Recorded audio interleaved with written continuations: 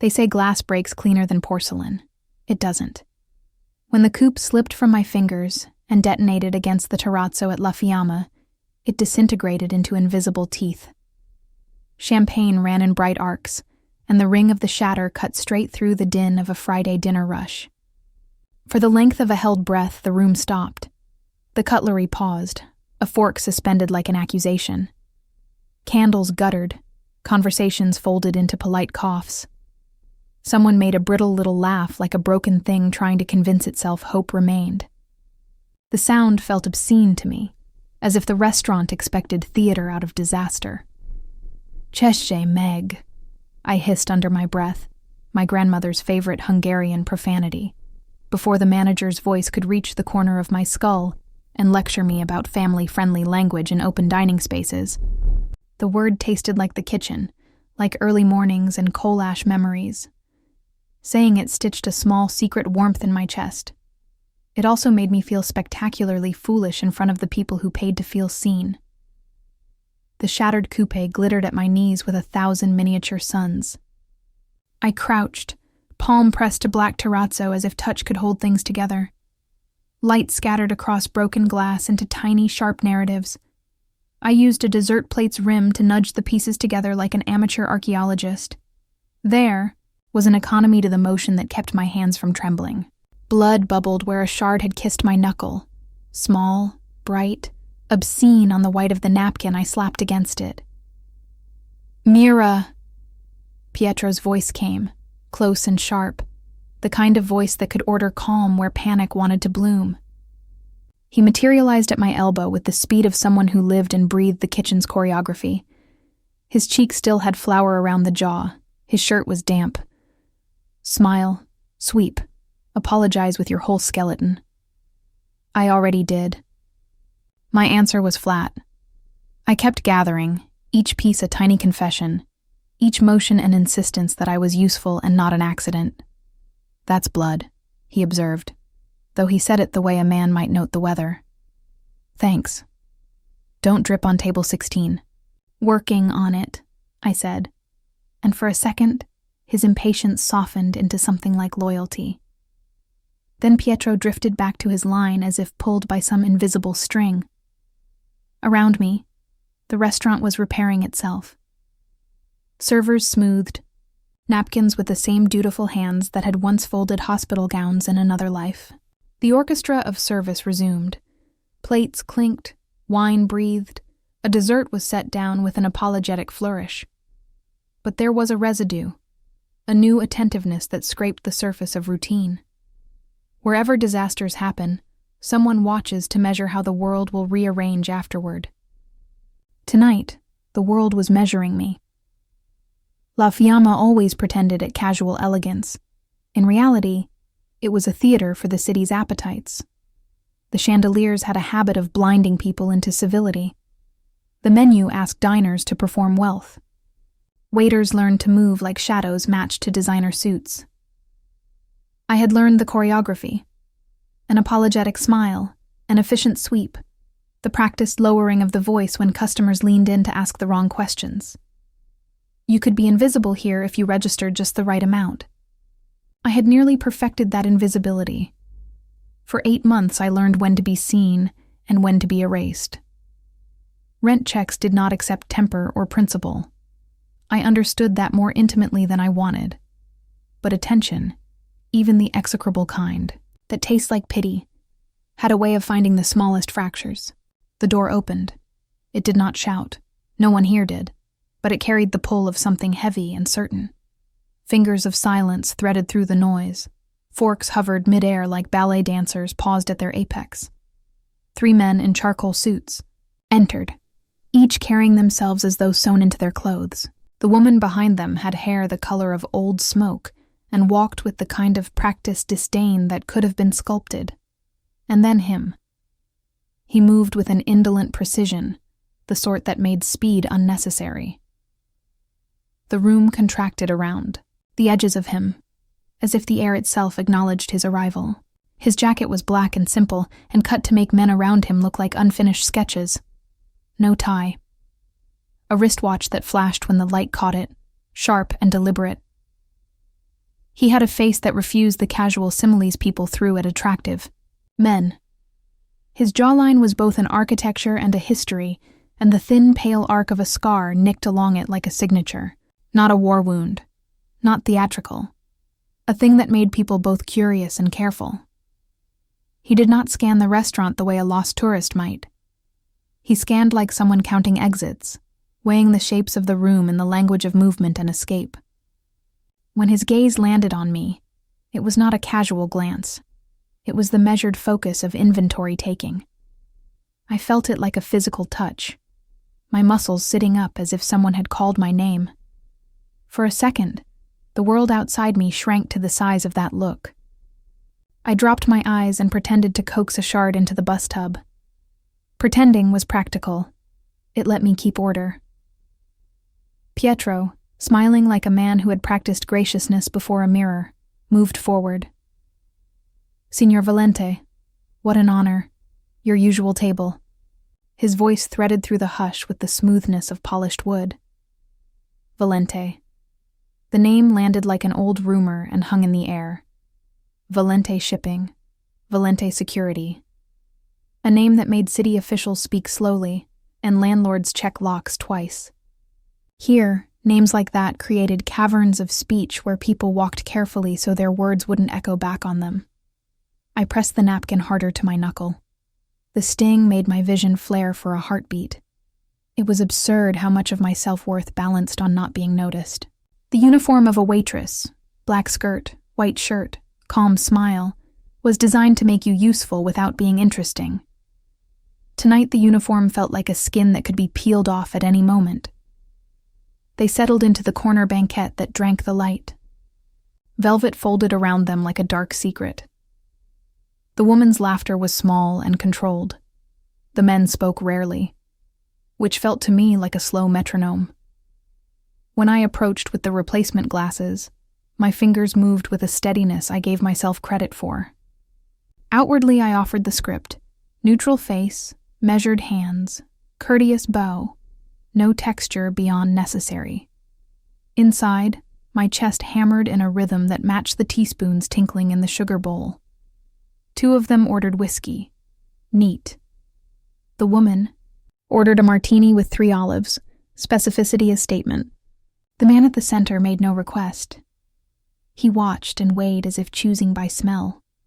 Finally, when my gaze met his, the taut space between us made the restaurant's whisper seem loud.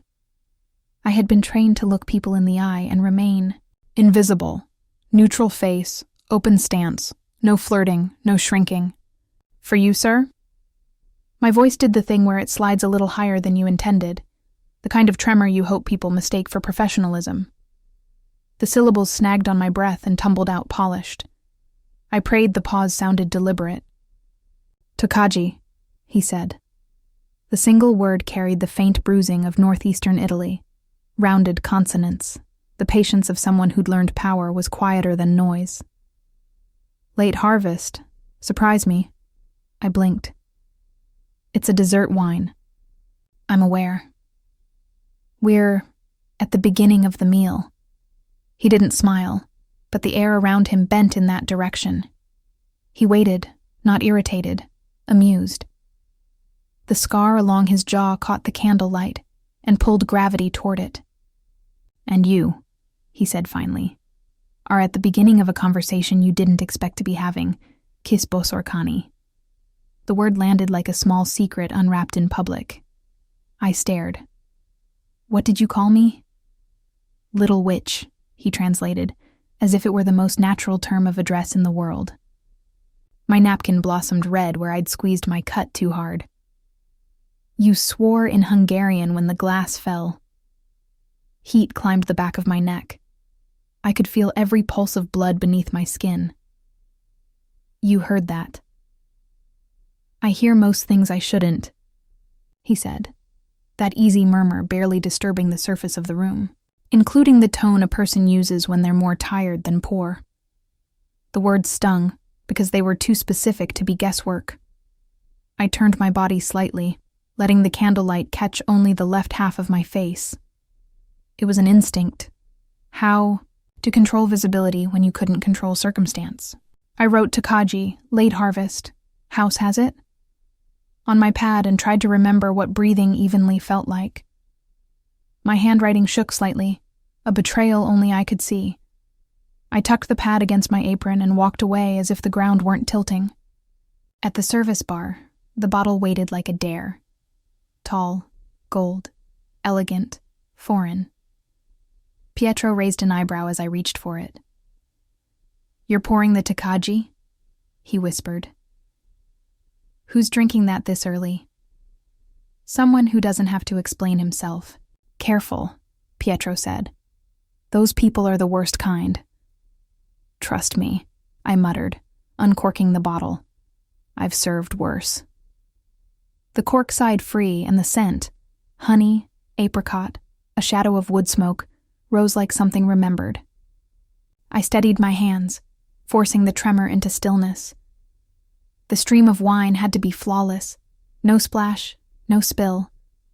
Beautiful service was the only armor I had left.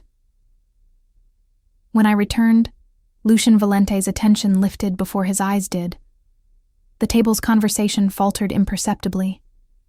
Even the woman with the smoke-colored hair turned her wrist inward, studying her own glass as though it had said something indecent. He watched me pour with infuriating concentration, as if the arc of liquid itself meant something. And maybe it did. There was a kind of reverence to it. The tiny hesitation between touch and release. The curve of amber light captured midair.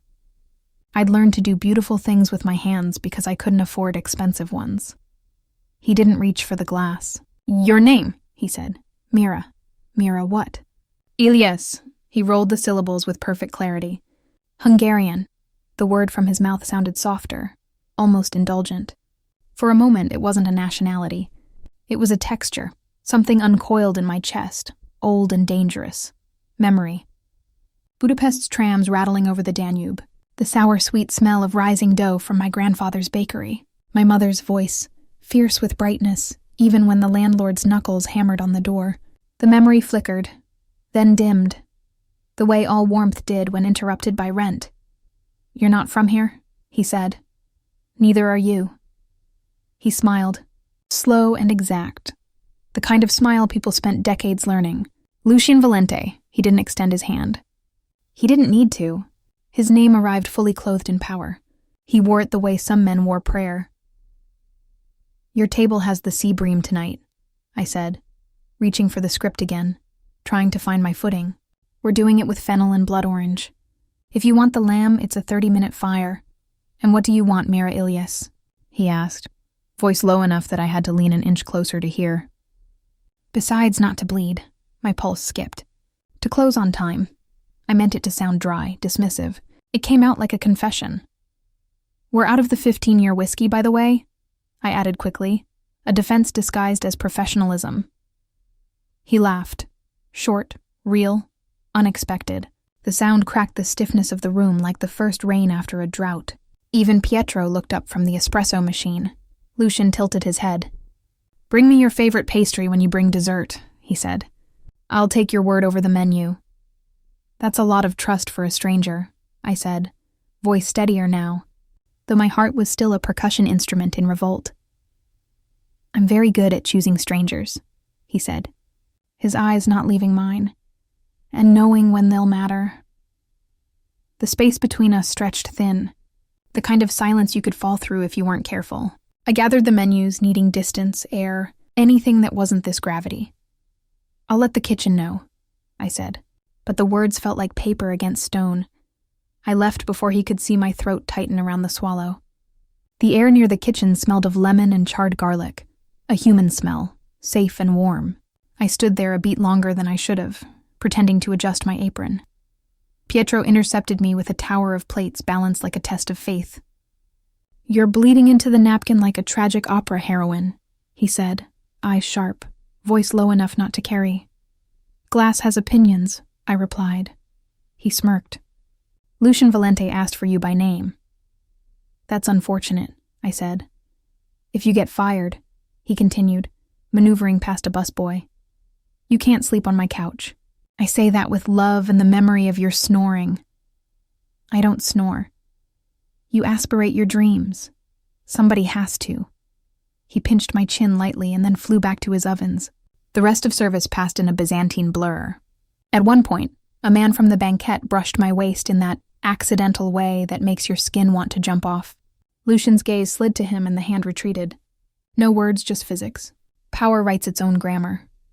He barked a quiet laugh and disappeared into the kitchen fog, leaving me with the pulse in my hand and the strange new weight of my own name echoing in the back of my skull. For a moment, I stood in the service hallway, the hum of refrigerators behind me, the laughter of patrons ahead, and realized the space between those two worlds had never felt thinner. I looked down at the Tokaji bottle in the ice well. Gold light pooled around it like a warning or an invitation, maybe both. When I brought dessert, a plate with a cloud-soft ricotta tart I'd begged Pietro to teach me, glossed with apricot, Lucian set his phone face down with a click that sounded final. The sound was small, almost polite, but it rearranged the air between us. Around us, the restaurant had thinned to murmurs and clinking glassware. Most of the late tables had paid, and the ones that hadn't were pretending not to notice the waitstaff stacking chairs in the far corner. Candlelight made the silverware gleam like a promise that could still cut. The tart trembled slightly as I set it down. My hand betrayed a tremor, subtle enough for me to lie to myself about it. I'd spent years serving desserts to men who never looked up from their screens. He looked up before I'd even straightened my wrist. Lucian's gaze caught mine the way a pin holds fabric. No violence, just precision. He studied the plate as though it might confess something about me, then took the small dessert fork, severed a corner of the tart, and lifted it slow, as if he were measuring gravity. He took one bite, eyes on mine, and that was the moment I knew every rule I'd set for myself about men like him would become thought experiments. My heart kicked once against my ribs, not romantically, biologically, like it was recalibrating to a new climate. I'd promised myself to keep such men theoretical, men who filled ledgers and left voids. But theory never survives the field test. "What is that?" he asked. His tone was conversational, but it carried the gravity of cross-examination. "Ricotta, lemon zest, apricot jam we reduce with a little grappa," I said, grateful that my voice remembered its job. "The crust is short and salty."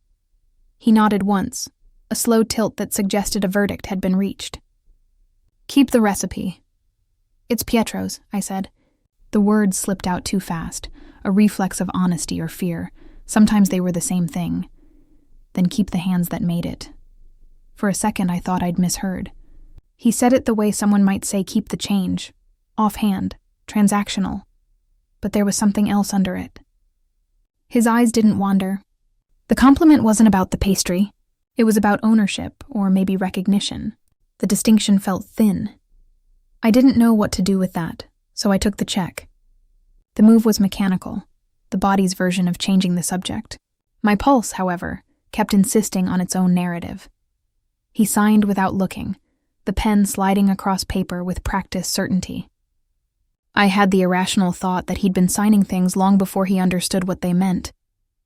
He returned the leather folder with a small white card tucked inside, a number. No name. The simplicity of it startled me. Most men left folded bills or winks. This was worse. An act of omission that carried the weight of expectation. Numbers were bridges. Names were locks. He'd given me a bridge. I held the folder like evidence. I should have set it down and walked away, but motion deserted me. "You dropped something," he said. His voice had lost the professional warmth it wore in public. It was quieter now, heavier with intention. He held up a thin chain between two fingers. My grandmother's Saint medal hung from it, a tarnished oval with Saint Honoré, patron of bakers. The candlelight caught on the worn edges, turning the dull metal momentarily holy. I must have broken the clasp during one of the dinner rushes, in the chaos of plates and voices. Seeing it in his hand made something inside me flinch. It was too intimate, a relic of someone else's faith handled by a stranger. The word jammed in my throat. I reached for it, meaning to snatch it back. But he was already moving. He stepped closer. Close enough that the space between us filled with his scent. Warm cedar. The ghost of smoke and the sweetness of Tokaji on his breath. The proximity pulled the room out of focus. His shadow brushed mine on the marble floor. Without asking, he fastened the clasp at my nape. His fingers were steady, the touch precise and clinical, but the warmth lingered an indecent second longer than necessary. The metal kissed the back of my neck, cold first, then burning as skin remembered heat. My breath misfired. I could feel the pulse at the base of my skull beating against the chain like a trapped moth. His breath smelled faintly of Tokaji. I wondered if he'd finished the glass or merely tasted it, the way he tasted everything, just enough to decide its worth. "Take better care of old blessings," he said. His voice had softened, but the softness carried authority. The kind people mistake for kindness because it doesn't raise itself. They don't like feeling neglected. I swallowed. The air around us was suddenly too dense for comfort. I'm not a blessing person. He smiled slightly, not at me but at the floor between us, as if remembering something older than the conversation. "That's all right," he said softly. "They're a you person." For a second the room seemed to tilt toward silence. The chandeliers hummed. Distant laughter rose from the bar. The espresso machine hissed in the back like a small confession. And still, it felt like no one else existed. I stepped back first. The motion broke whatever quiet spell had been sitting between us. My apron brushed the table. The plate trembled but did not fall. The rules of service reassembled themselves around me, neat and sharp. "Enjoy the rest of your evening, Signor Valente," I said, voice returning to its professional pitch, though it came out softer than before. He didn't answer, only looked at the tart as if memorizing its shape, the same way he had memorized my voice. When I finished my shift, the city had thickened into midnight. Vienna glitters differently from the cities I grew up in. Her wealth is old and refuses to apologize for it. It doesn't sparkle. It accumulates, crusted into facades and fountains, heavy and dignified as a secret kept too long. The tram platform felt too bright, too exposed. The fluorescent lights hummed with the soft menace of interrogation rooms. The last D-line clattered away with my possibility of going home without thinking. Its red taillights blinked like distant punctuation, 2 dots and then a long, dark pause. I tugged my coat tighter, fingers stiff from hours in dishwater, and counted my tips out of habit. Coins and small bills that smelled faintly of perfume, grease, and the brief shame of generosity. Rent, electricity, my mother's medication shipments to Pest. Every number turned my lungs to ledgers. The air smelled of snow, though none had fallen. The city's heartbeat, tram cables, neon, laughter leaking from open bars, felt far away, as if Vienna were a ballroom I was allowed to clean but not dance in. The black car stopped beside the curb so quietly it felt like a conjuring. No screech, no flash, just presence, sleek and deliberate. The kind of silence you don't notice until you realize everything else has gone still for it. The back window hummed down. Lucian's face, diluted by sodium light, appeared like a double exposure, part shadow, part invitation. His voice, when it came, was low enough to rearrange my pulse. "Get in." My first instinct was laughter, the kind you use to hide fear. "I don't get in cars," I said. "I get on trams." "The next tram isn't until 0:43, he said. His tone wasn't persuasive. It was factual, like a weather report, and the man in the brown jacket across the street has been tracking you since you walked out. I turned slightly, not enough to show fear. The thing about being a waitress is you see what people try to hide. Faces, gestures, small rehearsed lies. I knew the man. He'd eaten alone at table 3, never turned his phone face up. He'd left a half-finished espresso that wasn't cold when I cleared it. And when he stood, his jacket had pulled, and I saw the distinct outline of a weapon beneath the fabric. At the time, I'd filed him under someone else's problem. Now he wasn't. "I'm not asking for anything," Lucian added. "I'm offering you a ride home. That's all." His tone had changed. Less command, more inevitability. The kind of voice that suggests the decision was made long before the question was asked. It was absurd to believe him. It was more absurd how right it felt to open the door and slide in. The leather sighed as if relieved to have purpose again. The cabin smelled faintly of cedar, rain, and expensive patience. The door closed with a sound that felt final. Outside, the city continued its restless breathing, but inside the car, A new atmosphere pressed in, smaller, private, charged. Lucian glanced toward the driver. "Where?" I told him the district and a cross street. My voice barely carried. It sounded like I'd borrowed it from someone steadier. He nodded once, gave the driver the route, then pressed a button. The privacy glass rose between us and the front seat with the slow inevitability of a tide. The faint hum of the motor made the silence sharper. "You don't belong in that apartment," he said, not unkindly. I exhaled through my nose. "I belong anywhere my keys fit." He considered that. "Fair." The city slid past us, a watercolor of old buildings and newer sins. Vienna at night looked like it had been built to be overheard, windows left ajar, secrets traded between reflections. "Why do you know how often the tram comes?" I asked, mostly to fill the silence, partly to see if I could unsettle him. "I have a thing about schedules," he said, almost smiling, "and the one time I missed a train, a man died." I turned to look at him. "That's your joke?" "It isn't." There was no apology in his tone, only a kind of fatigue that didn't belong to the present moment. The car's heater whispered. My cut finger, wrapped in gauze now, throbbed in sync with the city lights. The seat was too soft. My body didn't trust comfort that came this easily. I examined his wristwatch, sleek and deliberate like everything he owned. The scar on his jaw caught the glow from passing street lamps. His hands rested loosely on his lap, the same hands that had fastened my necklace as if he'd done it 1,000 times before, for 1,000 different lives. The memory made something flutter in my stomach that had nothing to do with gratitude. He watched the city through the tinted window, but I had the impression he could still see me perfectly in the reflection. His calm made me restless. I thought of Pietro's ovens cooling in the dark, of my grandfather teaching me to cut butter into flour with my thumbs, of my mother doing arithmetic out loud at the kitchen table, making it sound like prayer. That rhythm, the counting, the kneading, the enduring, was the only kind of faith I'd inherited. "Why do you do it?" I asked. He turned slightly. "Do what?" "Collect people like receipts." The phrase left my mouth before I could decide if it was brave or stupid. He didn't seem offended. "I catalog risk," he said. "I prefer to call it that." I stared at him. "I'm not a risk," he smiled faintly. "That's what makes you one." My mouth went dry. The street lamps painted the inside of the car in alternating stripes of gold and shadow. "You burned your hand 6 times last week and still managed to keep the tart tender," he continued, his voice maddeningly even. "You send money home to a woman who scolds you for sending money home. You learn to say good evening in 3 languages because you don't like to be at a disadvantage. And you keep the medal of a saint you don't believe in because your grandmother did." He shouldn't have known any of that. I hadn't told him. I hadn't told anyone. The realization crawled under my skin like cold water. I wanted to be angry that he knew, but what I felt instead was something worse. Recognition.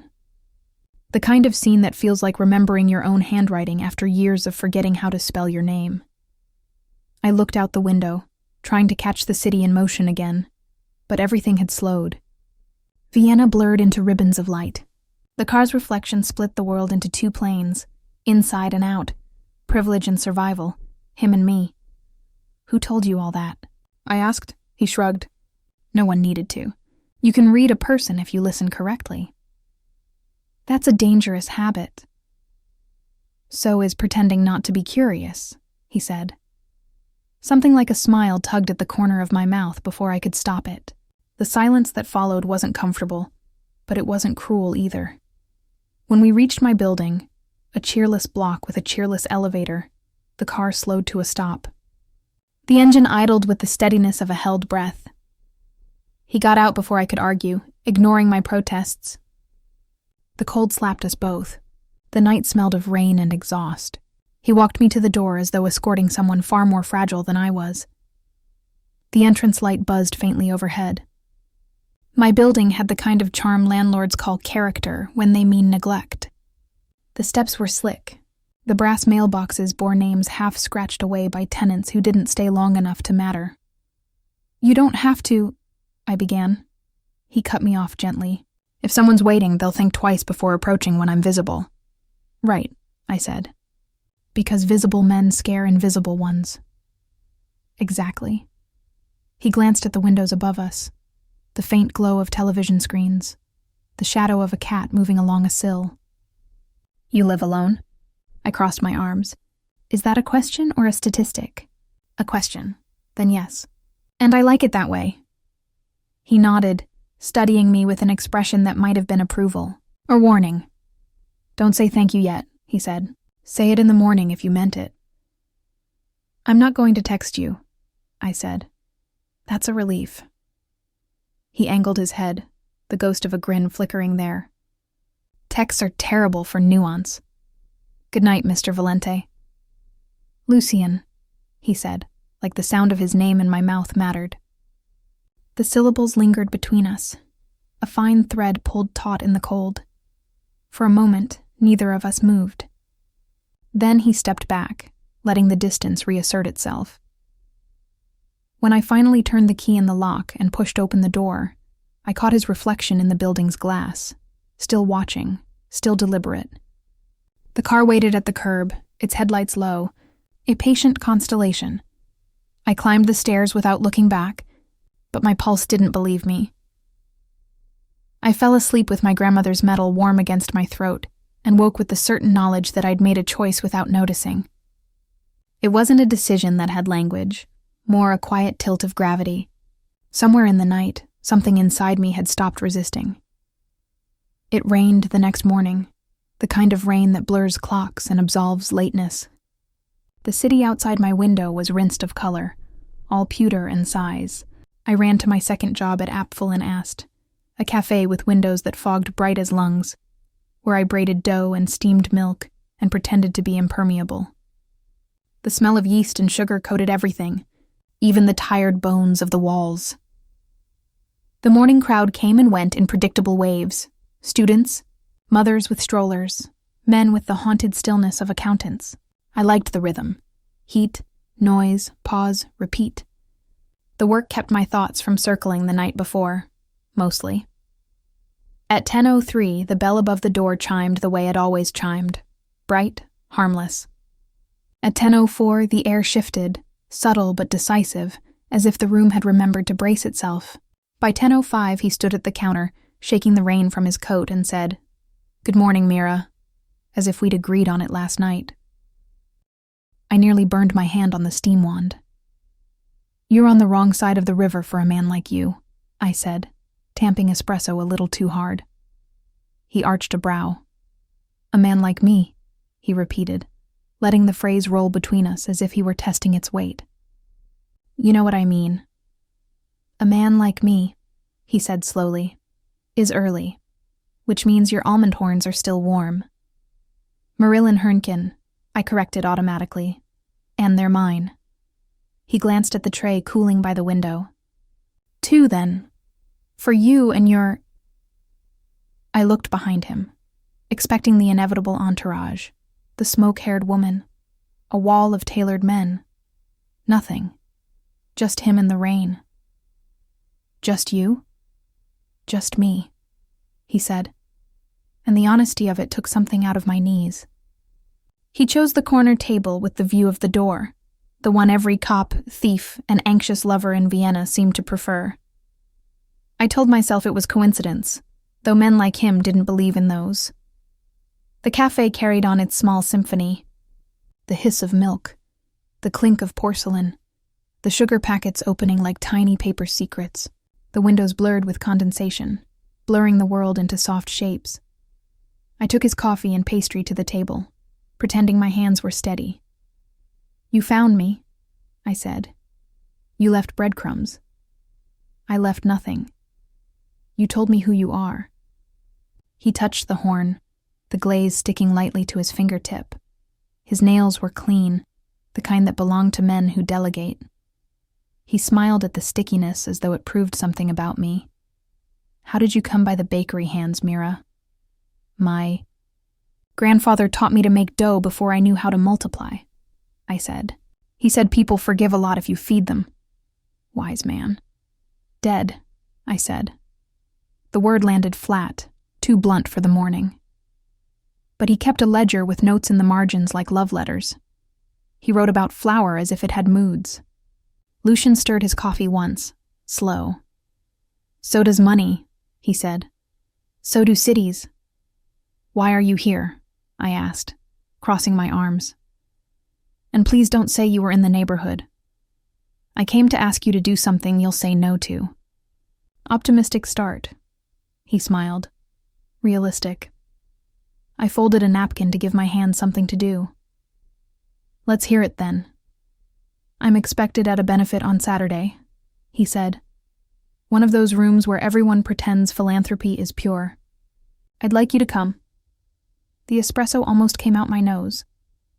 "You want me to be your conscience?" "I doubt you'd let me." "You could bring anyone," I said. "Women who know how to align their right fork with their moral compass. Women who own dresses that cost more than my rent." Those women bore me. The line should have sounded practiced, but it didn't. It came out weary, honest, like a confession disguised as irony. "They mistake proximity for knowledge," he added. "You don't." "Your mother will hate me," I said. "She'll reserve judgment until she can use it as leverage." "You're very direct about your family." "I'm very direct when I want something." He pushed a small cream envelope across the table, sliding it through a ring of sugar. 7 o'clock. A car will come. If you don't come downstairs, I'll understand." I eyed the envelope like it might detonate. "What's in it?" "A map," he said. "And a dress." "I don't take clothes from men." "You take the tram," he said. "This is less intimate." I snorted before I could stop myself. The sound startled a pair of students at the next table. "Did you rehearse that line?" I asked. "No." He leaned back, studying me as if memorizing a code. "Rehearsed lines are for negotiations. This is something else." "What exactly is it?" "An invitation," he said, "to stop pretending your life only fits inside the spaces you can afford." That one landed. I turned away under the pretense of wiping the counter, hoping the hiss of milk frothing would drown the noise of my pulse. He didn't press. He sat quietly, sipping his coffee, watching the rain drag itself down the glass. There was an odd peace to his stillness, as though the weather answered to him. When he finished, he left coins on the saucer, too many, but precisely aligned, and stood. "Do you always chase women into their workplaces?" I asked. "Only when they run somewhere worth finding." I wanted to laugh, to tell him he sounded ridiculous, but the words wouldn't come. He smiled, not triumphantly, just as if to acknowledge that silence was its own kind of answer. When he left, he touched the door jamb the way men do at places they intend to return to. It was an old gesture, half superstition, half claim. After he was gone, the cafe seemed to exhale. The windows cleared slightly, the chatter resumed, the spell broke. Pietro, on his rare mid-morning delivery run, would have told me not to romanticize customers, but this didn't feel like romance. It felt like a test I hadn't agreed to take. The rest of the shift unspooled in small acts of repetition. I washed dishes, wiped counters, memorized the new ache in my chest. I told myself I'd throw the envelope away. By the time I locked up, I'd moved it from the counter to my bag, proof that I was already losing. The sky outside had turned, the color of pewter again, and the rain had returned with the rhythm of persistence rather than passion. My umbrella was broken, so I walked, coat pulled close, the envelope burning against my palm like a small argument. The box waiting at my door that evening was heavy enough to argue with. No note on the outside, no name on the delivery slip. Just the careful handwriting of inevitability. Inside, a dress dark as if emeralds dreamed at night. It shimmered, but not loudly. More the way wet leaves catch the last light before a storm. Beneath it, a pair of shoes I wanted to hate and couldn't. They were the kind that knew how to wait for the right floor to walk on. And a note, folded once, with the kind of confidence paper shouldn't have. The handwriting leaned forward slightly, impatient even in ink. "Green remembers the forest," he'd written. And you deserve to be reminded what it feels like to belong somewhere living." I stared at the words until they blurred. It wasn't just flattery. It was knowledge masquerading as kindness. He'd seen something small and dormant, and decided to name it alive again. That was what made him dangerous. Not the money, not the power, the precision. I hung the dress over the back of a chair and sat on the floor beside it. The fabric caught the light from the window and shimmered faintly, as if breathing. I told myself I wouldn't go. I told myself I'd sell the dress, or give it away, or burn it like a witch who'd learned her lesson. But the truth lodged behind my ribs like an unspoken sentence. I wanted to know what it would feel like to belong somewhere living, even if it wasn't mine. The rain didn't stop that night. The metal against my throat stayed warm, a small reminder of everything I was supposed to protect myself from, and everything I secretly hoped would find me anyway. I don't know why. That was what made me say yes. Maybe because people had been telling me for so long where I didn't belong. Maybe because the body eventually rebels against being small. Or maybe because trucks don't visit hungers, they excavate them. They arrive like inevitabilities, not invitations. The Valente residence didn't pretend to be anything else. A river mansion with a spine of marble and a face that had seen history blink. The facade glowed bone white under the floodlights, like the ghost of an empire still insisting on relevance. Inside, chandeliers trembled with captured frost, staircases spiraled as if born of excess, and every surface seemed polished with memory. The chandelier in the foyer looked like frost suspended mid-fall, 1,000 glass icicles caught in their last breath. Beneath it, people floated rather than walked. Vienna's elite, draped in silk and certainty. A quartet sawed something expensive in the next room, strings tuned to the pitch of old money. Waiters glided between bodies like rumors. And waiting. At the top of the stairs, as if he had ordered the night to stop there, Lucian. Black suit, bow tie undone like sin reconsidered. The light clung to him the way glass remembers heat. "You're late," he said, voice calm enough to carry through the noise without raising itself. "You're earlier than God," I countered. His eyes flicked down the length of the dress he'd sent, and then back up. Smaller, slower, softer. The look wasn't ownership. It was observation sharpened into reverence. "You're..." He began a word, abandoned it halfway, and replaced it with, "Mira." "What a relief," I said, forcing a half smile. "I thought I'd arrive a stranger and leave an object." "You will likely leave both," he said, dry as dark wine. "But not to me." The sentence hit its mark. The music tilted toward silence for a beat before the crowd reabsorbed us. The room was a choreography. Heads turned, some too slowly, some too fast. Women measured me the way they measure handbags. Material, design, resale value. Men measured me the way they measure ammunition.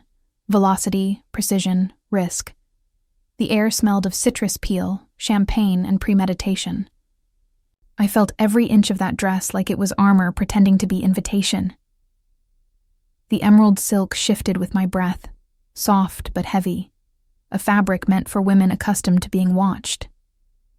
A woman with lacquered silver hair approached, cheekbones sharp enough to slice smoked salmon. "Lucian," she said, and the name carried the easy weight of habit. "You came." "Mother," he said. "So." The myth had a first name, Daria. "And you've brought..." Her gaze turned to me, assessing, not cruel, but surgical. The look of someone who had read too many balance sheets and never forgiven an unplanned variable, a guest. "Mira Illyés," Lucian said. "Mira, my mother, Daria Valente." "Mrs. Valente," I said, inclining my head. "Thank you for having me." She offered her hand as one might offer a puzzle, knowing not everyone could solve it. "Hungarian?" "Once," I said. "I live here now." Vienna doesn't make that distinction easily. she replied, and I could not tell if she intended to wound. Her smile was exquisite, tight, decorative, functionally useless. Enjoy the music, she added. Try the carpaccio, and don't believe everything my son says. That's a lot of instructions, I said lightly. Lucian's mouth twitched. Daria's didn't. The mother turned away with the same grace she used to dismiss investors, leaving behind perfume and disapproval. He led me through donors and glass, names and nods, the practiced ballet of wealth pretending at spontaneity.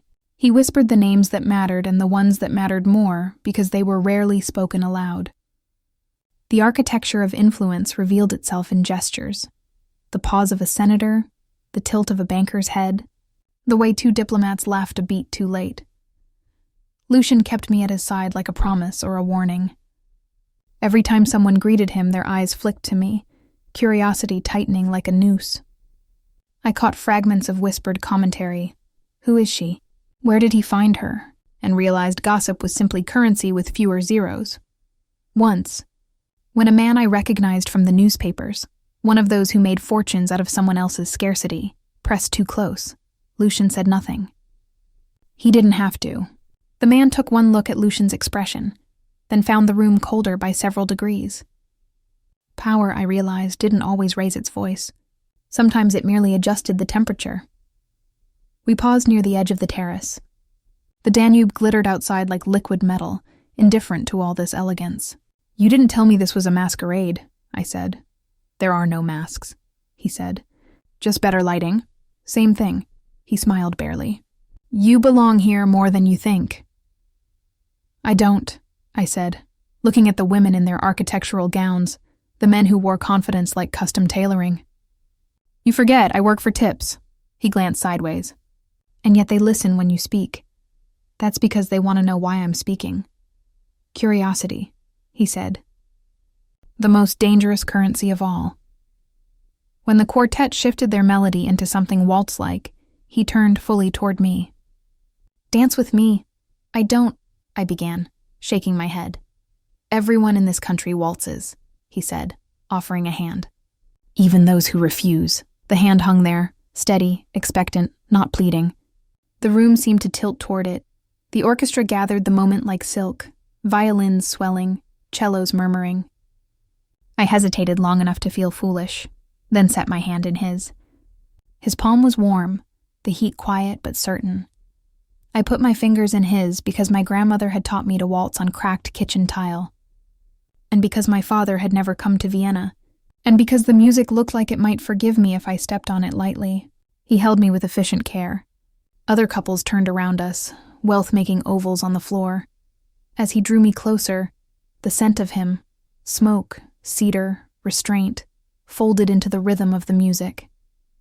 My heart betrayed me by keeping time with the strings. We moved, slowly at first, then with a confidence that surprised me. He was an effortless dancer, the kind who didn't perform but translated. The world around us blurred into motion and murmurs.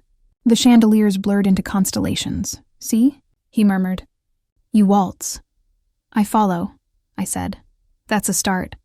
I felt his breath near my temple, the faintest brush of it. The silk of my dress whispered against his sleeve. For a heartbeat, I forgot the crowd, the mother, the city. There was only the rhythm. 3 beats, 1 hesitation, 1 dangerous ease. When I finally looked up, his eyes were on me, unreadable but intent, like he was trying to memorize a moment he already regretted. And maybe that was the real danger of saying yes. The moment you begin to understand what you've agreed to doesn't arrive all at once. It comes in increments, a glance, a step, a silence. What is this world like for you? I asked quietly as we turned, the music coiling around us like silk. The room shimmered with laughter that cost more than my rent.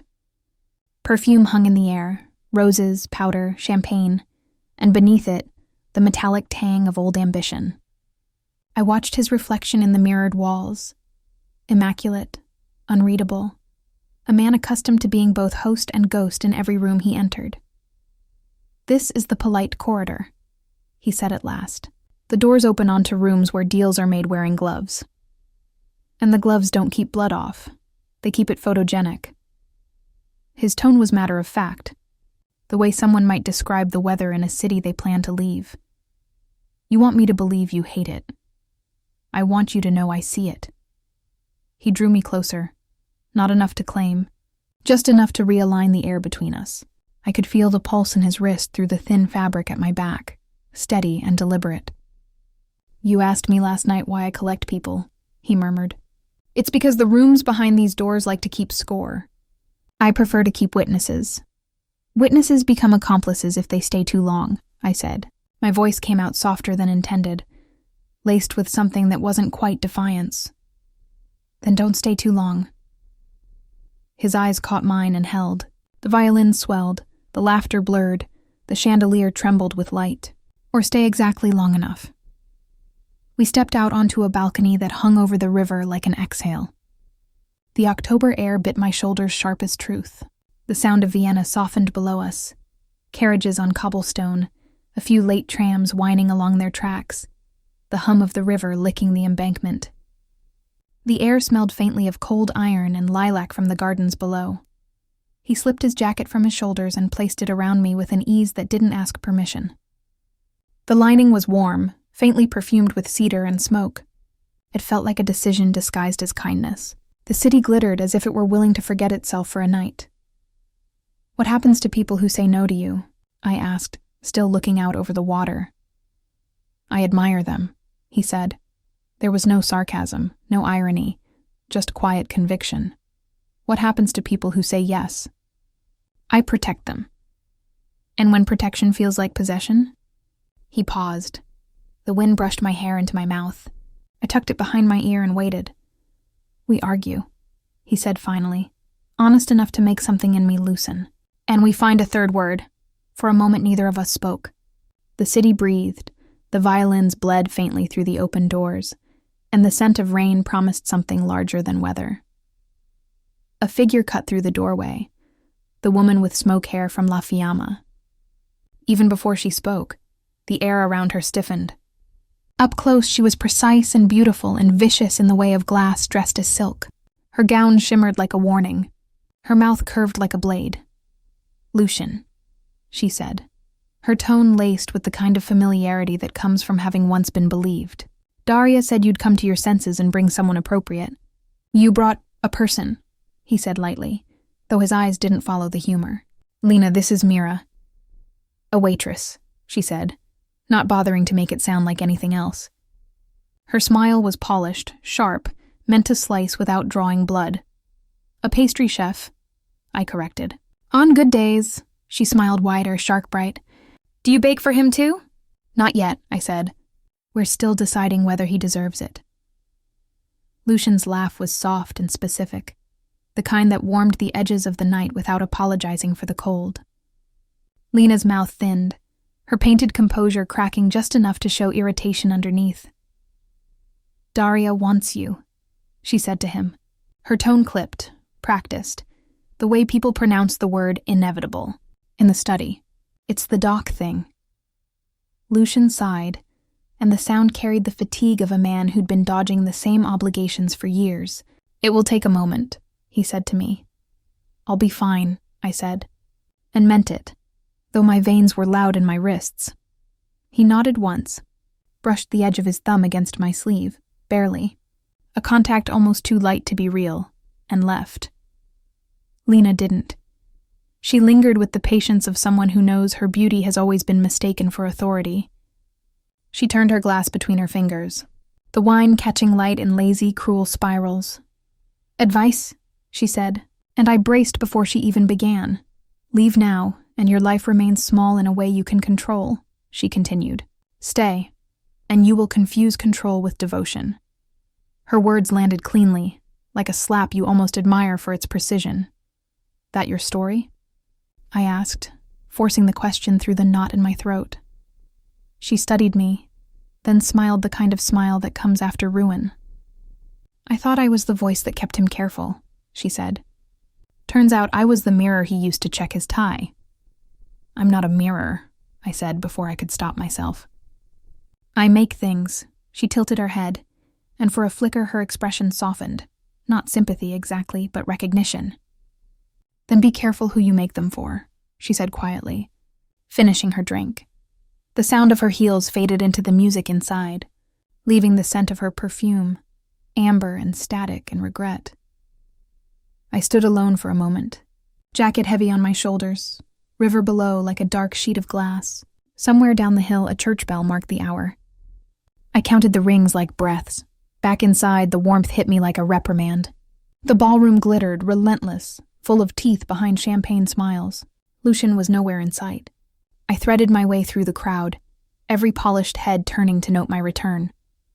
Daria intercepted me near a painting I could not afford to hang a paper calendar beneath.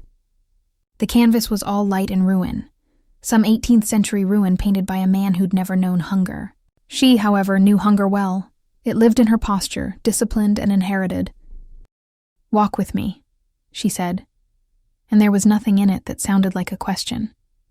Her study smelled like peonies and ink, and a hint of paper money long removed from circulation. Books lined the walls, titles in languages that predated my understanding of luxury. She closed the door behind us with the authority of a gavel. "He is who you think he is," she said without preamble. Her voice had the cool clarity of marble.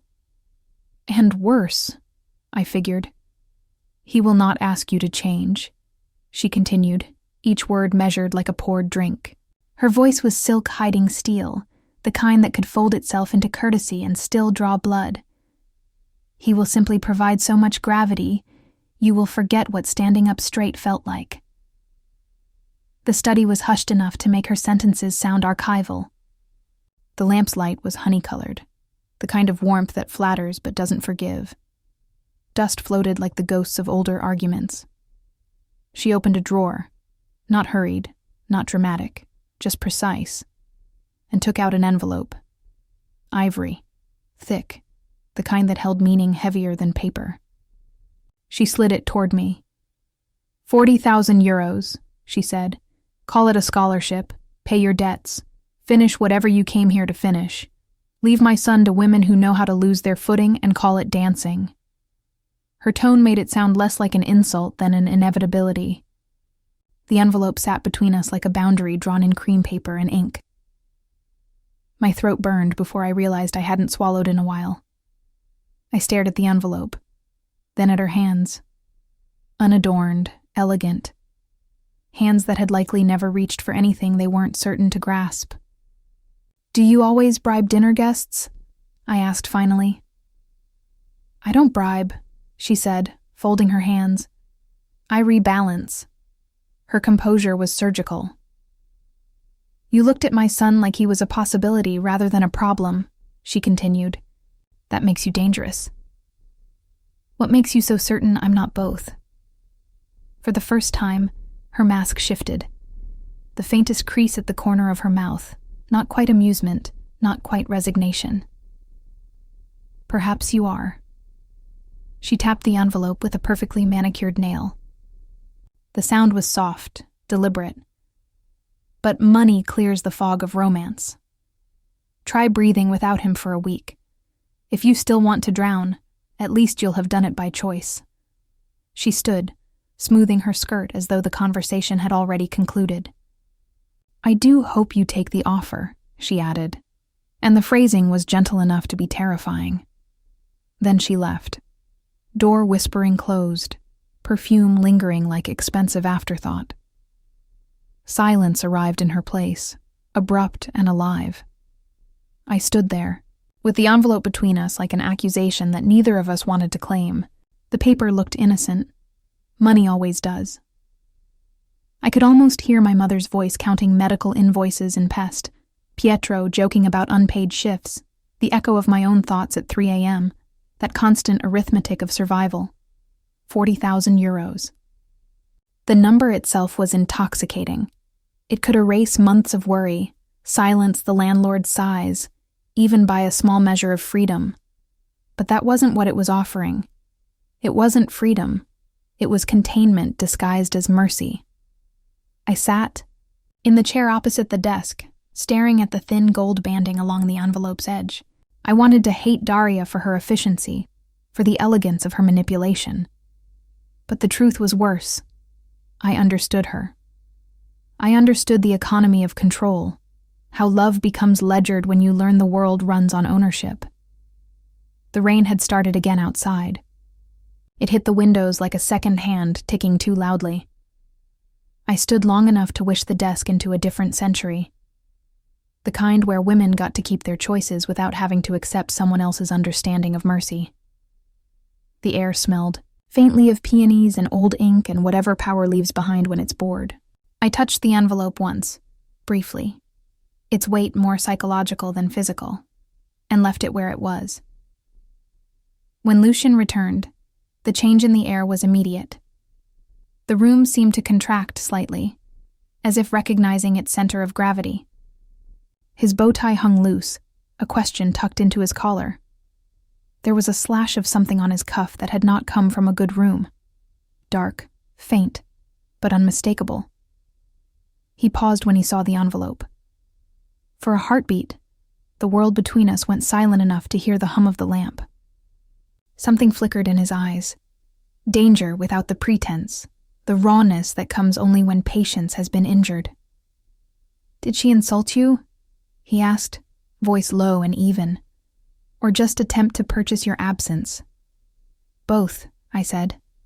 "Efficient." A corner of his mouth twitched, almost admiration. "She's consistent." "What did you say?" "I haven't said anything yet." I put the envelope back on the desk, my fingertips leaving half moons on the polished wood. "I don't want your mother's money." He exhaled, slow and audible, the kind of breath that looks like a hope deciding to risk daylight. The lines around his eyes softened, and for a moment he didn't look like the man who commanded rooms. He looked like someone who'd forgotten why he started doing it. "Mira," he said, and somehow my name came out as both warning and prayer. "And I don't want to be bought by you either," I added before he could mistake silence for surrender. "If I stay, it's going to be because I decide to walk into this with my eyes open and my hands already busy." His jaw tightened, not in anger, but understanding. He crossed the room slowly, deliberate as a tide testing the shore. The light caught his cuff again. The faint mark, darker now. I didn't ask what it was. Some truths arrive too early to survive being spoken. He stopped close enough that the space between us blurred, the faint scent of rain on his suit mixing with cedar and something metallic. His hand lifted, fingers hovering near my jaw but not touching, asking without words. I let him see the yes before I said it. He leaned in, the distance collapsing in increments. Heat, breath, the electric half-second before contact. When he kissed me, it wasn't tentative or hungry. It was declarative. Once, brief, certain, like sealing an envelope, like unsealing one. It tasted like Takagi and rain and the relief of two people who should have lied and didn't. "If you're going to leave," he said against my mouth, voice roughened, low enough to feel rather than hear. "Do it now. If you stay tonight, I will not make it easy for you to go tomorrow." The words came out like an oath broken in advance. His breath was warm, edged with exhaustion and wine, and the distance between us was small enough to count in heartbeats. The rain outside struck the windows harder, as if the weather wanted to register its opinion.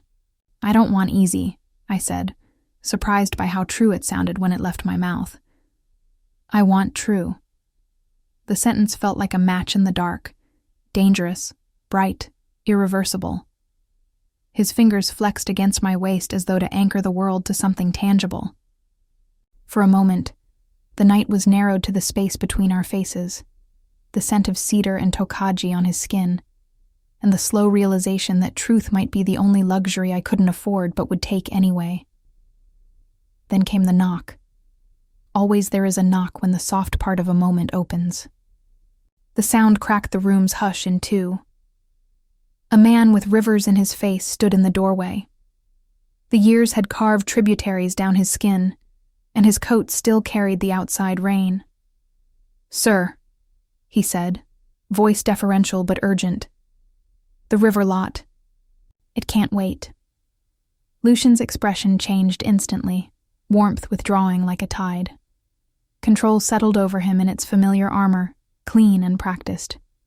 He stepped back half a pace, the shift so fluid it almost hurt to witness. "I have to go," he said. "I figured." My voice came out steadier than I felt. "Wait for me here?" he asked, a question dressed like a command, but softened by something reluctant beneath it. "I will wait until the rain stops," I said. "And then I will go home like someone who knows how to hold her own umbrella." The smallest ghost of a smile touched his mouth. "When it stops," he said quietly, "I'll take you myself." The promise lingered in the air after he left, hovering like steam over a cooling cup. He didn't. The rain outlasted his return. The clock on the mantel drifted past midnight. I watched from the balcony as black cars slid into the night, their lights cutting clean lines through the fog. Each one looked like a sentence you hope ends with a period but secretly know will trail into an ellipsis. The river below heaved under the weight of the storm. Somewhere in the city, a church bell rang once, too late for curfew, too early for mercy. Inside, the room still held the aftertaste of him. His jacket hung where he'd left it, the faint scent of him turning the air heavy. I poured myself a glass of water, drank it, then refilled it just to have something to do with my hands. The rain pressed its palms against the windows, patient, unrelenting. When he came back, it was deep into the dark. He smelled like wind and cold metal and the kind of adrenaline that keeps men alive long after they've run out of luck. His hair was damp, his tie missing. There was a new edge to him, not violence exactly, just the residual hum of decisions made elsewhere. He stopped when he saw me, his eyes tracing the path from my hands resting on the balcony rail to the city beyond, then back to my face. "You're still here," he said, surprise wrapped carefully inside composure. "I said I'd wait until the rain stopped," I said. "It didn't." He glanced upward where the clouds stacked like iron plates, impenetrable. Then he laughed once, softly, a sound halfway between admiration and surrender. "Vienna loves your dramatic timing. Don't make fun of my weather." "I wouldn't dare," he said, and beneath the lightness something unpracticed. His voice had lost its armor. "Come, I'll take you home." I hesitated, watching the way the stormlight fractured across his features. He looked older than he had hours ago, not in years but in fatigue, the kind that doesn't sleep off. It settles. Still, when he offered his hand, I took it. In the car, he didn't touch me except to help me with the door. The silence between us was full but not heavy. The windshield wipers moved like punctuation, marking pauses in the kind of conversation neither of us trusted ourselves to start. The city slid past, wet and reflective. Every streetlight doubled in puddles. He didn't ask where I lived. He already knew. He always knew. The drive was slow. The rain made sure of it. Every turn seemed choreographed, deliberate, an argument between gravity and grace. When we reached my building, he parked beneath the flickering awning. I could see my reflection in the window, hair damp from the mist, lipstick blurred, eyes not ready for the distance about to resume between us. He insisted on walking me to the elevator, because of course he did. His sense of courtesy was indistinguishable from his sense of control. "You left the envelope," he said, nodding at my empty hands. "I'm allergic," I said. His brow arched slightly. "To money? To solutions that ask me to shrink." Something like admiration crossed his face, quiet, reluctant, real. The elevator doors opened with a sigh, revealing my reflection multiplied in gold and shadow. He watched the floor numbers glow, one by one, as if memorizing them.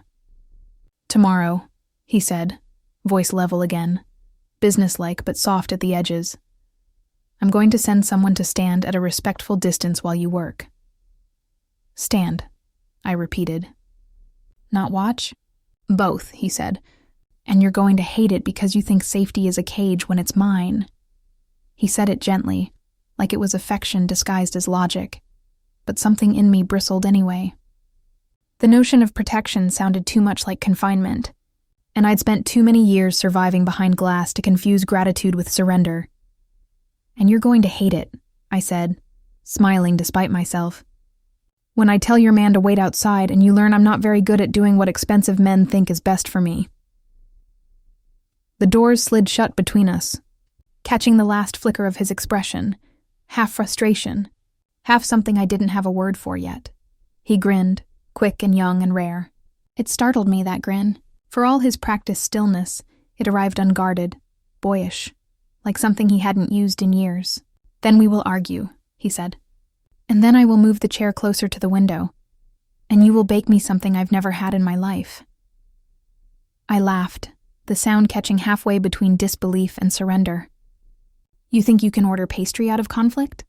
"I think I can negotiate it," he said, grin fading into the half-smile that lived somewhere between arrogance and apology. "Good night, Kiss Bosarkani." "Good night, Lucian." The way he said my nickname, Little Witch, slipped under my skin like heat. It wasn't ownership. It was recognition. I slept badly and then better and then badly again. Sleep had become another argument between us. His presence heavy in absence. His voice still folded somewhere into the pillowcase. The night hummed with unresolved conversations. Every time I closed my eyes, I saw his expression when he said true. In the morning, I went to the cafe and rolled laminated dough like it owed me answers. The motion was muscle memory by now. Fold, press, turn, fold again. Butter breathed between the layers like trapped light. The repetition steadied me. Every push of the rolling pin was a boundary reaffirmed. My space, my work, my rhythm. Outside, the rain had stopped, but Vienna still glistened like aftermath. The windows fogged quickly with steam from the ovens, blurring the street beyond. The smell of yeast and coffee mingled in the air, warm, grounding, ordinary. The days that followed felt like stepping into water I had already measured and still misjudged. The temperature was wrong, the depth deeper than I'd accounted for. He sent a man to stand outside, just far enough away that the caution became courtesy. The first time I saw him, I almost laughed. He pretended to read a newspaper, as though vigilance could wear camouflage. I told the man to take a break. He didn't. I told Lucian I would live my life at my own pace. He nodded and then did something worse than argue. He listened. He slowed in the places that mattered and refused in the ones that didn't. It was infuriating and strangely tender, like watching someone edit a storm instead of ending it. We did not become a myth. We became, for a while, something truer. Two people trying to fit a river and a kitchen into the same day. There were difficult dinners at Daria's, where she sharpened questions like knives and I answered with cake. Her compliments always tasted faintly of acid. "You bake beautifully," she'd say, "for someone who works so much with their hands." I'd smile, thank her, and serve another slice. I learned that at her table, dessert was both diplomacy and defense. Lucian would watch the exchange quietly, his fork idle, his eyes not. He never interrupted, never protected me from her barbed elegance. Later, in the car, he'd reach over and trace a single finger across my wrist, silent apology disguised as habit. There were afternoons where Lena arrived like weather and left like a solved equation I would never solve the same way twice. She brought information the way bees bring venom disguised as pollen, sweet, strategic, lethal. "You should know," she said once. "Men like him only exist in momentum. Stop moving, and you'll see the fall." I told her I wasn't afraid of gravity. She smiled. Everyone is until they're weightless, and yet, there were mornings when Lucian showed up at Apfel and asked, hat pulled low, collar turned against the cold, pretending to read the paper while I refilled his cup without asking. We behaved like citizens of a country that didn't require us to explain our passports. Sometimes he'd bring documents from the office, spread them across a corner table, and I'd pretend not to notice when he underlined figures with a pen that cost more than my rent. I'd drop off croissants still steaming, say nothing, and he'd pay double, as if gratitude could be tallied in tips. Once, as I wiped a table nearby, he said without looking up, "Do you ever realize how much of your life happens before noon?" All of it, I said. The rest is recovery. He smiled then, the quiet kind that belonged to the few moments he let himself exist outside strategy. But there were also nights when his phone turned his face into someone else's. The light from the screen cut his profile into sharp geometry. Beautiful. Distant, temporary. His voice lowered. The kind of tone used only for people who knew where the bodies were buried, metaphorical or not. I'd pretend to read, to stir sugar into tea I wouldn't drink. When the call ended, he'd look at me like he wasn't sure which life he was returning to. There were arguments about the difference between protection and surveillance. You think I want to own you, he'd say. I think you want to inventory the world, I'd answer. And I just happened to be in stock. He'd laugh. Not because it was funny, but because it wasn't entirely wrong. Once, he rearranged my life without asking, rescinded a shift I needed because a meeting needed him more. I found out when my manager thanked me for the time off. I told him not to do that again. He did. We didn't speak for 2 days. I made a torte I named for him and refused to let him taste it. The recipe was exacting. Bitter chocolate layered with candied orange peel, dark rum folded into the glaze. It took 10 hours. It didn't crack once. When Pietro asked what to call it on the menu, I said, "Not for sale." On the third evening, he came to my apartment, the storm still wearing him like a coat. He stood in my tiny kitchen, hands braced on the counter as if to keep from touching me. The scent of coffee hung between us. The single light above the sink turned his shadow into confession. "You think I want to own you," he said again, quieter this time, but without the practiced control. I kept working the dough in my hands, pressing, folding, refusing to look up. "I think you want the keys to every door in every room I'm in." The words came out clean, unsalted. He tilted his head. "And you?" he asked, softer now, the question not strategic but human. "What do you want?" I could have said peace, or simplicity, or distance, things that sounded reasonable and small. But the truth didn't arrive reasonable. It arrived wild and inconvenient. "I want to build rooms that don't require keys," I said. My hands trembled slightly, but the dough didn't notice. "I want to keep my grandmother's saint and not believe in him and still feel protected. I want your mother to stop thinking mercy is money. I want Lena to stop bringing knives to conversations. I stopped. The rest of the sentence waited in the silence, uninvited but undeniable. The truth stood there asking. "I want you," I said, "but not at the cost of me." The words landed between us with the quiet finality of truth, neither plea nor ultimatum. His shoulders eased, as though the admission had rearranged gravity itself. The rain outside pressed its palms against the window, relentless. He didn't move closer. Neither did I. For once, that was enough. He looked at the ceiling like someone had rewritten a law there. Then he looked back. "I can work with that," he said, and something in his shoulders eased, like surrender wearing different clothes. It was not triumph, not even relief. Just the small, quiet admission that love sometimes means losing the argument and keeping the person. 6 months make a life if you let them. They pass like rumor and root at the same time, unspooling into routines you didn't mean to create. I didn't notice when the bed became our bed, when his side of the mattress found its own indentation, when his watch began to live beside my Saint Metal, when I started sleeping diagonally because there was a shape missing if I didn't. I didn't notice when he learned to knock on my boundaries with his mouth instead of his men. His version of gentleness was still edged, as if he distrusted softness but used it anyway because it worked. Sometimes I would wake to him tracing invisible lines on my shoulder, like drafting blueprints on skin. "You are my most expensive habit," he'd whisper, half amused, half astonished. I didn't notice when Daria's questions softened, from interrogation to anthropology, from "what are your intentions?" to "how do you take your tea?" Her curiosity remained sharp, but the hostility turned clinical, almost admiring. I had become a phenomenon she couldn't categorize, so she chose to study me instead. But I did notice the night Lucian came home with river cold soaked into his suit, the kind of chill that doesn't leave even after the body's warm again. His tie hung undone, his knuckles red with weather, not violence. He looked at me the way a soldier might look at sunlight, like something fragile he hadn't earned. The look in his eyes said, Tonight I had to become the story people tell about me in rooms you will never see. He sat on the floor, back against the couch, and for once the room seemed too large for him. I sat with him, cross-legged, close enough to feel the damp from his sleeve. The silence was heavy but not brittle. It was the kind that can hold its own weight.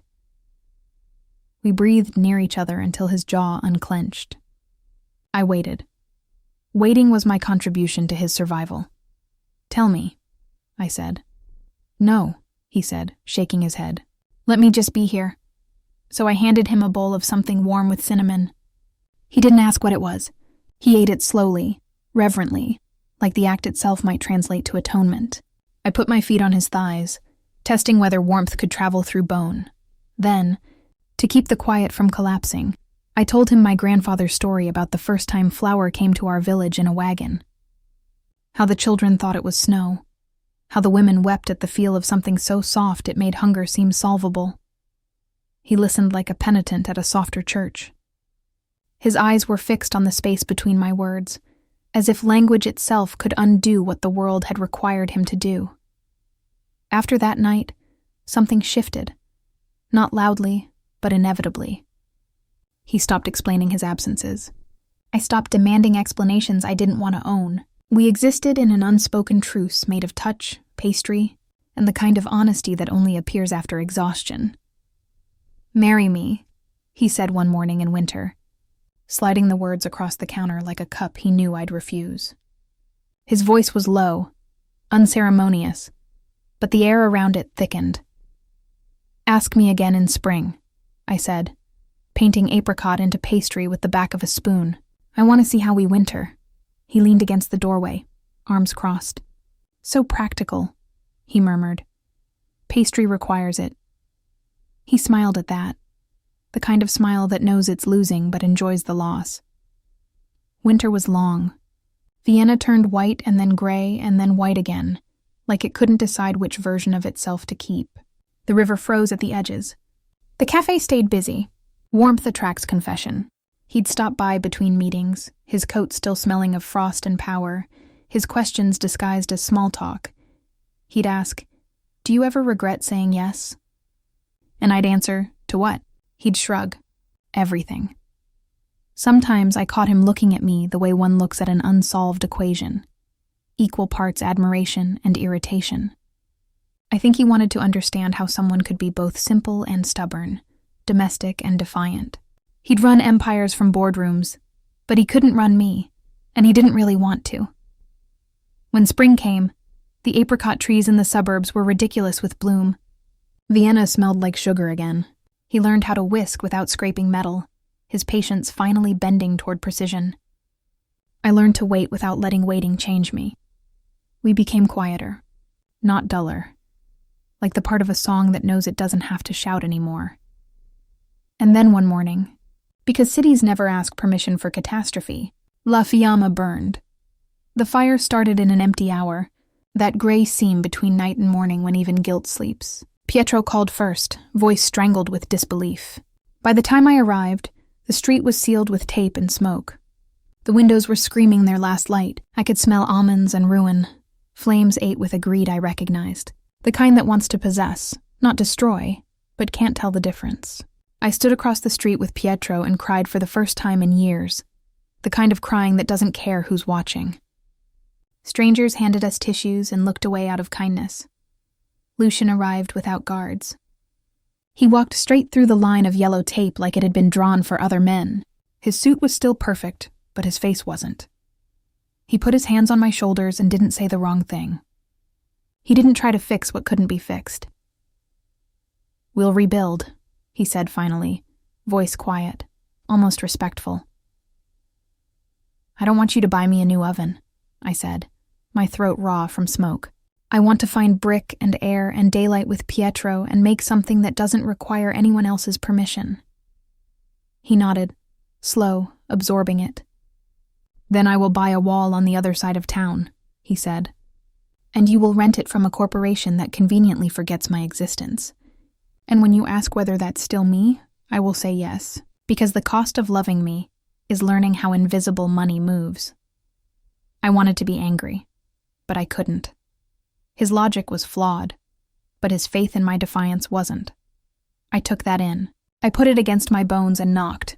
It sounded like a door we could walk through together if we didn't trip over our own pride. That evening, the air still smelled of char and rain. Pietro and I sat on the curb, talking about dough as if it could resurrect itself. Lucian stood a few feet away, speaking softly into a phone, orchestrating something I pretended not to understand. When the fire trucks left and the crowd dissolved, the three of us stayed a while longer. I remember looking at the embers glowing like punctuation, small orange commas insisting the sentence wasn't over yet. Later, as the city settled back into its indifferent rhythm, I asked him, "What do I call the place?" He didn't hesitate. He never did when naming things. He turned his gaze toward the horizon, where smoke made the sun look ashamed. "Glass roses," he said. The words landed like prophecy, fragile and exact, because you've learned how to be both. And that was the closest thing to a benediction he ever gave me. We opened.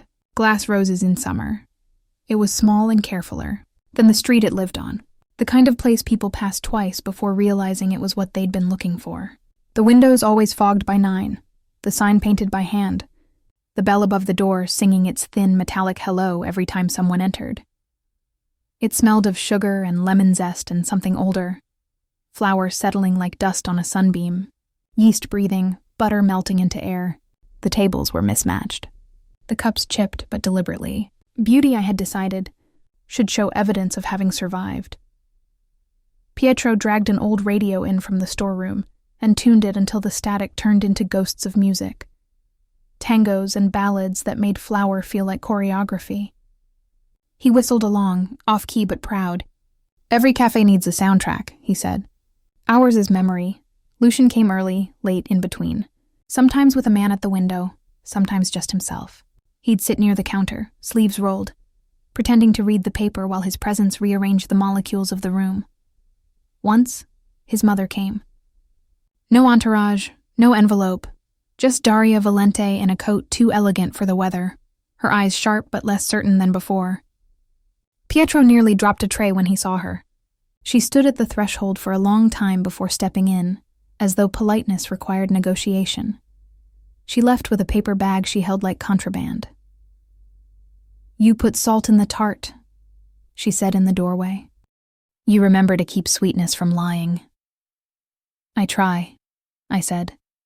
She considered that, nodding once. "Perhaps you and I will get along," she said. It was not surrender, exactly, but it was not an attack. After she left, Pietro leaned on the tea counter and whispered, "Did the Queen just compliment you or threaten détente?" "Both," I said. "In her language, that's affection. We learned the rhythm of ownership without possession. The oven sighed like old hearts. The espresso machine hissed like punctuation. And Vienna, forever her complicated self, sent us strangers who became regulars, regulars who became friends, and friends who brought ghosts of their own. On an evening of thunder, Lena walked in with her hair cut like a dare. She leaned on the case and stared at the lemon meringue as if it were telling her secrets. Rain drummed the windows like someone insisting on entry. "He'll never change," she said. "He has," I said. "Not in the way you want." "In the way I needed," I said, and realized the sentence surprised us both. She studied me for a long time, then smirked. "You think you saved him?" "No," I said. "I think we built a door, and we both chose to walk through it." She considered that, tapping her nail against the glass display. "Doors go both ways," she said finally. "I know." "Good," she said, and left without buying anything, though she'd clearly wanted the tart. The bell above the door trembled long after she was gone. Lucian came in later that night, rain still caught in his hair, and kissed my temple in a way that still made people who didn't know us flinch. His presence was the same contradiction. It had always been, quiet and commanding, dangerous and domestic. He looked at the counter, at the tarts cooling on wire racks, and said, "You put salt in the tart again." You keep forgetting the lesson, I said. He offered his wrist like penance. The scar along his jaw caught the light. I leaned forward and bit gently where the pulse lived. He closed his eyes, only for a second, and when he opened them, the world seemed rearranged again. We had a room filled with witnesses and accomplices, and we were both. The city outside was both too, flawed and forgiving, old and young, always becoming. None of it was simple. All of it was ours. Later, after closing, the hum of the refrigerators was the only heartbeat left in the place. He leaned against the counter, tie undone, sleeves rolled, the stormlight from the street catching the edge of his watch.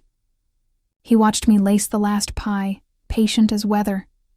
"Say it," he said. "What?" "The thing you said the first night I saw you break a glass and talk to a god you don't believe in." I rolled my eyes, smiling despite myself. "You're impossible." "Slowly," he said, his smile warming the scar along his jaw. "For me." I said it. Slowly. For him. For me. For a city that likes its love stories with a little ash in the sugar. He laughed into my neck and said a prayer in a language that belonged to no church and every kitchen. His breath was soft against my skin, and the prayer wasn't a plea. It was gratitude disguised as mischief. The lights flickered once with the storm, and in the darkness between the flashes, I could feel how far we had come from that first broken coupe, that first apology made of glass and blood and nerve. I wrapped the apron strings around my waist and tied them in a knot I knew could be undone with a single tug. And that, more than anything, felt like the only kind of promise I could keep. Tight enough to hold, loose enough to breathe. "Marry me," he said again, but not sliding, not performing. Just offering the weight of it the way he offers me his jacket when it rains. His voice had lost all theater. It was an invitation, not a demand.